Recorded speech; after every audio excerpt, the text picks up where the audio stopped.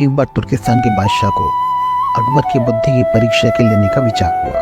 उसने एक दूत को पत्र देकर सिपाहियों के साथ दिल्ली भेजा। पत्र कुछ इस प्रकार: बादशाह अकबर, मुझे सुनने में आया कि आपके भारतवर्ष में कोई ऐसा पेड़ पैदा होता है जिसके पत्ते खाने से मनुष्य की आयु बढ़ जाती है। यदि ये बात सच है तो मेरे लिए उस पेड़ के थोड़े पत्ते अवश्य भिजवाएं। बादशाह उस पत्र को पढ़कर विचार मग्न हो गए।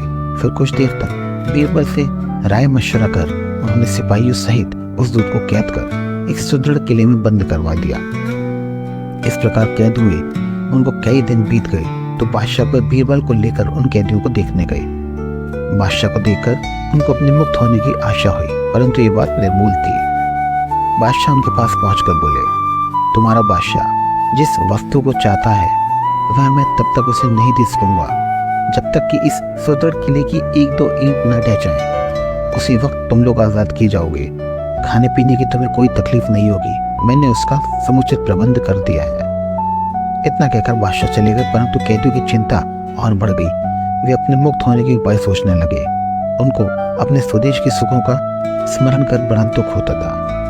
वे कुछ देर तक इसी चिंता में डूबे रहे। अंत में वे ईश्वर की वंदना करने लगे, हे भगवान, क्या हम इस बंधन से मुक्त नहीं किए जाएंगे? क्या हमारा जन्म इस किले में बंद रहकर कष्ट भोगने के लिए हुआ है? आप तो दीनानाथ अपना नाम याद कर हम असहायों की भी सुध लीजिए। इस प्रकार वे नित्य प्रार्थना करने लगे। अंत में उनकी प्रार्थना का असर हुआ। ईश्वर की कृपा हुई।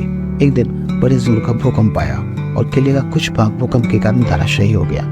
सामने का पर्वत भी टूटकर चकनाचूर हो गया। इस घटना के पश्चात दूत ने बादशाह के पास किला टूटने की सूचना भेजी। बादशाह को भी अपनी कही हुई बात याद आ गई, इसलिए उन्होंने दूत को उसके साथियों से दरबार में बुलाकर कहा, आपको अपने बादशाह का आशय विदित होगा और अब उसका उत्तर भी तुमने समझ लिया है। यदि ना समझाओ तो सुनो, मैं उसे और भी स्पष्ट किए देता हूँ। देखो, तुम लोग गणना में केवल 100 हो और तुम्हारी यहाँ से ऐसा सुदृढ़ किला ढह गया, फिर जहाँ हजारों मनुष्य पर अत्याचार हो रहा हो वहाँ के बादशाह की आयु कैसे बढ़ेगी? उसकी तो आयु घटती ही चली जाएगी और लोगों की यहाँ से उसका शीघ्र ही पतन हो जाएगा। हमारे राज्य में अत्याचार नहीं होता। गरीब प्रजा पर अत्याचार न करना और भली भांति पोषण करना ही आयुर्वेदिक वृक्ष है, बाकी सारी बातें मिथ्या है। इस प्रकार समझा बुझाकर बादशाह ने उसे और उसके साथियों सहित स्वदेश लौट जाने की आज्ञा दी और उनका राह खर्च भी दिया। उन्होंने तुर्किस्तान में पहुंचकर यहाँ की सारी बातें अपने बादशाह को समझाई। अब बाकी शिक्षा लेकर बादशाह दरबारियों सहित उनकी बुरी बुरी प्रशंसा करने लगा।